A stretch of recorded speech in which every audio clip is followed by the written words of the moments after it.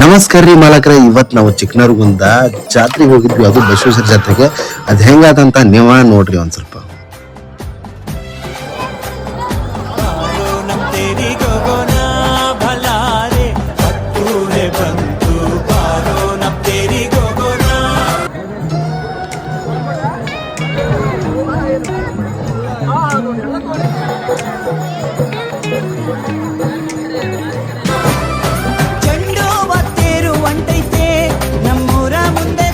ಇಂಥವೆಲ್ಲ ಪವಾಡ ನಾವು ನೋಡಿದ್ದಿಲ್ಲ, ಅದನ್ನ ನೋಡಾಕೆಲ್ಲ ನಮ್ಗೆ ಚಾನ್ಸ್ ಸಿಕ್ತು.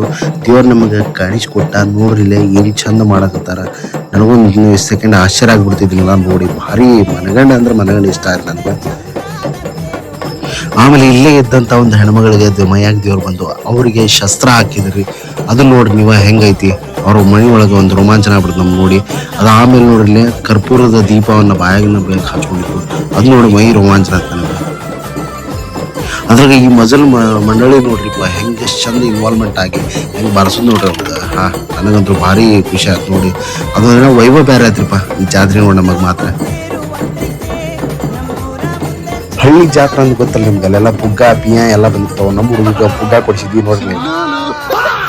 ಇಂಥ ಜಾತ್ರೆ ವೈಬ್ಸ್ ಹಳ್ಳ್ಯಾಗ ಬಿಟ್ಟು ಮತ್ತೆ ಸಿಗೋಕೆ. ನೀವು ಏನಾರ ಜಾತ್ರೆ ಮಾಡಿದ್ರೆ ಲೈಕ್ ಮಾಡ್ರಿ, ಶೇರ್ ಮಾಡ್ರಿ, ಮತ್ತೆ ಹಂಗೆ ಕಮೆಂಟ್ ಹಾಕೋರಿ ಹೆಂಗಿತ್ತು.